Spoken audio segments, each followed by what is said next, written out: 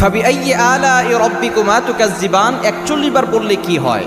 পবিত্র কোরআনুল কারীমের অন্যতম একটি সূরা হচ্ছে সূরাতুর রহমান। এই সূরা রহমানের ভিতরে এই আয়াতটি প্রায় 31 বার এসেছে। এই আয়াতের ফজিলত কিন্তু অনেক বেশি। আয়াতের অর্থ কি? এটা হচ্ছে তোমরা আল্লাহর কোন কোন নিয়ামত করবে অস্বীকার, আল্লাহর কোনো নিয়ামতকে অস্বীকার করা যাবে না।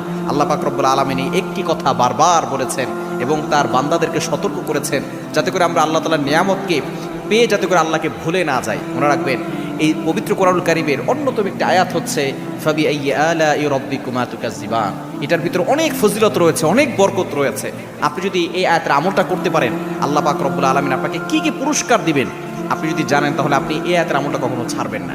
কারণ সূরাতুর রহমান এটা পবিত্র কোরআনুল কারীমের অন্যতম একটি সূরা এবং in the day of judgement কিয়ামতের ময়দানে আল্লাহ তাআলা নিজে এই সূরাটি তেলাওয়াত করবেন। তিনি নিজে বলবেন আনার রহমান আল্লামাল কোরআন খলাকাল ইনসান। এই সুর শুনে সকলে পাগল পারা হয়ে যাবে, সকলে বেহুশ হয়ে থাকবে হাজার হাজার লক্ষ লক্ষ বছর। চিন্তা করেছেন আল্লাহ তাআলা নিজে সেদিন কোরআন তেলাওয়াত করবেন। এজন্য সূরা রহমানের এই ফাবিআইয়ি আলাই রাব্বিকুমা তুকাজ্জিবান এই আয়াতটা আপনি কিভাবে আমল করবেন? আপনি 41 বার পড়বেন, আগে পরে দুরূদ শরীফ পড়বেন। এটা বলে কি হবে?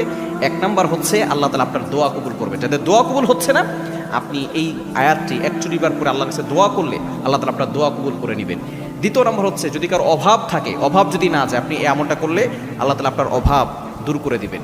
এবং 3 নম্বর হচ্ছে আপনার বিপদ দূর করে দিবেন। 4 নম্বর হচ্ছে আল্লাহ তাআলা আপনার ঘরের ভিতরে বারাকা দান করবেন, বরকত নাজিল করবেন। এবং 5 নম্বর হচ্ছে আল্লাহ পাক রব্বুল আলামিন আপনাকে অসংখ্য অগণিত নিয়ামত দান করবেন।